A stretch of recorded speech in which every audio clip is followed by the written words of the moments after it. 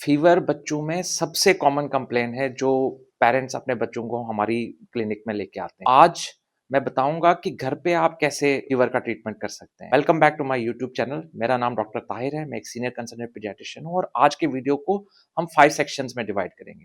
सबसे पहले बात करेंगे कि फीवर है क्या, क्या फीवर के कोई फायदे भी हैं कि सिर्फ नुकसान ही नुकसान है। सेकंड सेक्शन में हम बात करेंगे कि कैसे पता चलेगा आपको फीवर फीवर है आपके बच्चों को, क्या हाथ लगा के पता चलेगा या कोई और तरीका है। थर्ड सेक्शन में हम बात करेंगे कि क्यों होता है बुखार, क्या सिर्फ इन्फेक्शन से होता है या और भी कोई वजह है। फोर्थ सेक्शन में हम बात करेंगे कि क्या ट्रीटमेंट करना है, मैं आपको मेडिसिन डोजेस भी बताऊंगा।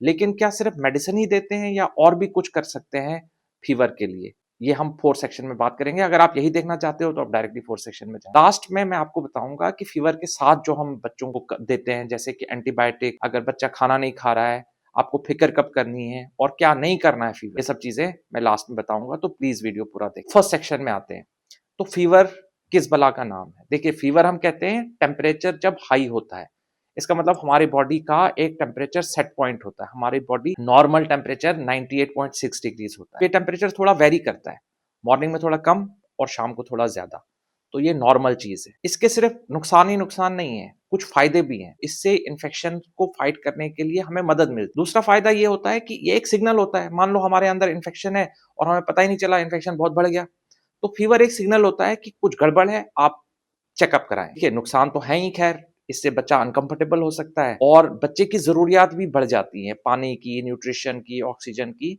तो कभी कभी हमें इसके लिए मेडिसिन देनी पड़ती है। सेकंड में हम आते हैं कि फीवर कैसे पता चलेगा। कॉमन लोग हैं कि भाई बच्चे का सर गर्म लग रहा है, ऐसे जनाब नहीं देखते हैं टेम्परेचर। आप थर्मोमीटर से टेम्परेचर चेक करें।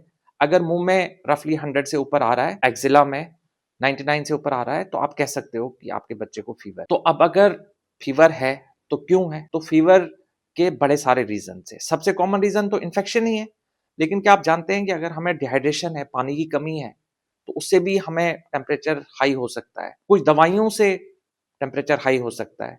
वैक्सीनेशन के बाद तो आप जानते ही हो फीवर होता है। कुछ ऑटो इम्यून डिजीजेस होती हैं, कभी सीरियस इलनेस भी होती है जैसे कि कैंसर। ये तो हो गए फीवर के रीजंस। अब करना क्या है, जिसमें कि जिसके लिए शायद आप इस वीडियो को देखना चाहते हैं कि हम क्या दवा देना चाहते हैं। लेकिन जब आप डॉक्टर के पास जाते हैं तो उसकी चिंता ये नहीं होती है कि दवा तो वो देगा ही, लेकिन उसकी चिंता ये होती है कि क्यों है, क्यों आ रहा है टेम्परेचर। जैसे मैंने कहा कि इसके सीरियस रीजंस भी हो सकते हैं, तो फीवर में डॉक्टर को दिखाना इसलिए जरूरी है। फीवर का ट्रीटमेंट कैसे करना है तो मैं आपको बता दूंगा, लेकिन क्यों हो रहा है इसलिए आपको डॉक्टर के पास जाना है। तो कॉज फाइंड आउट करना बहुत इंपॉर्टेंट। और जो हम मेडिसिन देते हैं वो बच्चे को डिस्कम्फर्ट कम करने के लिए देते हैं।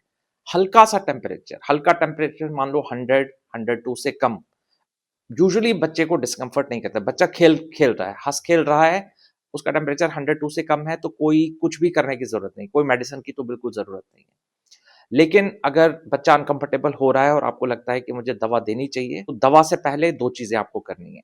एक तो यह है कि कपड़े जो है थोड़े हल्के लगाने हैं, बहुत ज्यादा कपड़े नहीं लगाने, कंबल के नीचे नहीं उसको रख देना है। दूसरी चीज है पानी बढ़ाना है। जैसे मैंने कहा, पानी की कमी से भी टेम्परेचर हाई हो सकता है, तो पानी थोड़ा ज्यादा देने की कोशिश करनी है। अब आता है मेडिसिन। मेडिसिन बहुत सारी टाइप की मार्केट में आपको मिल जाएगी, लेकिन सबसे कॉमन आप सब जानते हैं पैरास्टामोल है। तो कई बार पेशेंट हमें कॉल करते हैं कि डॉक्टर साहब हमने बच्चे को पैरास्टामोल दे दिया। अब मैंने ये 3 रखे हैं इधर आपको दिखाने के लिए कि ये भी पैरास्टामोल है, ये भी पैरास्टामोल है, ये भी पैरास्टामोल है। ये पैरास्टामोल ड्रॉप है, इसमें 1 ml में 100 mg है। ये पैरास्टामोल सिरप है, इसमें 5 ml में 120 mg है। और ये भी पैरास्टामोल सिरप है, इसमें 5 ml में 250 mg है। तो अगर आप डॉक्टर से पूछेंगे या खुद देंगे तो आपको पता होना चाहिए कि मेरे पास जो पैरास्टामोल है उसमें 1 ml में कितना है। तो मैं आपको 2 एग्जांपल से बताऊंगा कि कितना आपको देना है, एक ड्रॉप और एक 250 वाला सिरप। देखिए, डोज बताने से पहले जरूरी है जानना कि वजन कितना है। तो अब जाहिर सी बात है, सब वजनों के लिए तो मैं नहीं बता सकता, तो एक एज एन एग्जांपल 10 किलो के बच्चे के लिए कितना देना है मैं बताने वाला हूं। अगर आपके पास ड्रॉप है जिसमें कि 100 mg पर ml होता है, तो आप 10 किलो के बच्चे जो कि यूजुअली 1 साल के होते हैं, तो अगर आपका बच्चा 5 किलो का है या 20 किलो का है, तो आप इस डोज को आधा या डबल कर सकते हैं। 10 किलो के बच्चे को हम पैरास्टामोल ड्रॉप 1 से 1.5 ml दे सकते हैं। और वहीं पे अगर आपके पास 250 वाला सिरप है, तो ये आप 2 से 3 ml दे सकते हो। ये आप हर 4 से 6 घंटे पे दे सकते हैं, तो इससे यूजुअली टेम्परेचर कम हो सकता है। अब अगर नहीं हो रहा है, आपको और कोई दवा देनी है, तो सबसे सेफ ये है इसके बाद इबुप्रोफेन, जैसे कि ब्रूफेन या इबुजेसिक के नाम से आता है, उसमें यूजुअली 100 एमजी पर 5 एमएल होता है, तो वो आप 10 किलो के बच्चे के लिए 2.5 टू 5 एमएल यूज़ कर सकते हो, और वो भी 6 टू 8 आवर्ली दे सकते हैं। तो क्या करना है, अगर आपके बच्चे को बहुत तेज़ बुखार है, तो आप 6-6 घंटे पे ये दीजिए, और अगर उसको पहले ही आता है, तो बीच-बीच में आप आइबुजेसिक भी दे सकते हैं। इसके अलावा जो कॉम्बिनेशन मेडिसिन है, वो बेहतर है कि ना दिया जाए। अब मेडिसिन के अलावा मैंने आपको कहा कि पानी देना है। जो लोग स्पंजिंग करते हैं, स्पंजिंग करने में कोई हर्ज नहीं है, लेकिन बिना बुखार की दवा दिए हुए स्पंजिंग नहीं करना है।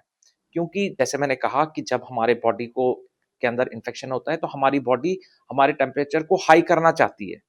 अगर हम ऊपर से उसको स्पंजिंग करेंगे, तो टेम्परेचर और बढ़ने का रिस्क है। अगर हम पैरासिटामोल देंगे, इससे हमारी बॉडी को सिग्नल जाएगा कि भाई टेम्परेचर कम करना है। उसके बाद अगर हम स्पंजिंग करते हैं, तो उसका फ़ायदा हो सकता है।